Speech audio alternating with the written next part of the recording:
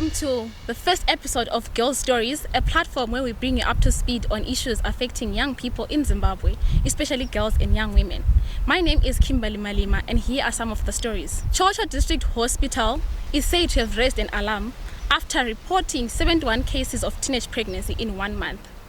This goes on to show that this place has become an unsafe space for young women and girls. In such cases, we expect people to be arrested and incarcerated, but nothing has happened as of yet. As a country, we should not forget that the age of consent is 18 years.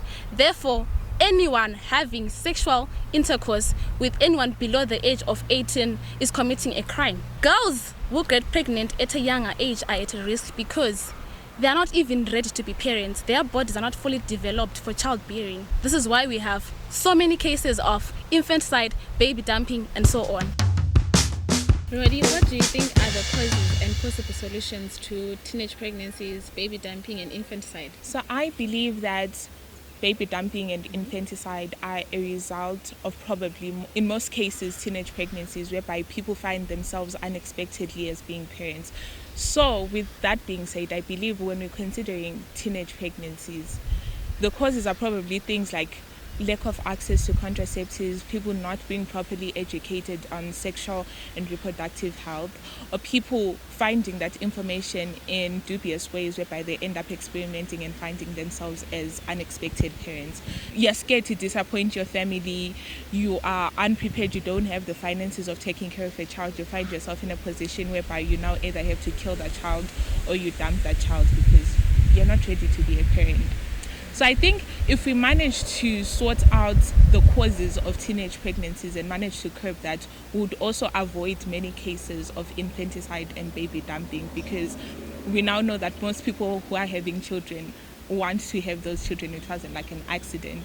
So if we manage to properly educate people at the appropriate ages on the consequences of sex, how to avoid catching STIs or falling pregnant, then we would manage to stop teenage pregnancies. We won't have cases whereby people are forced to dump their babies.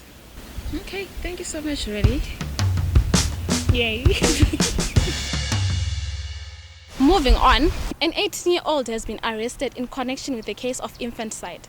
This 18-year-old is alleged to have burnt the baby with cardboard boxes earlier this month. Still in Harare, the police are investigating another case of infanticide, where a newly born baby was found at a dumping site at Merrick Park complex. In Gwanda, a 22-year-old has been arrested for concealing a birth, where a fetus was found dumped at a toilet in a local shopping center. In Bulawayo, a student is said to have given birth in a school toilet. Those cases of infanticide, baby dumping, and so on prove to us that we still have a very long way to go in terms of protecting girls and young women in line with sexual reproductive health and rights. That's it for today's episode. If you feel like there are more stories that we should cover, please feel free to tag us or send us links on our social media platforms. Comment, like, and subscribe. Cheers.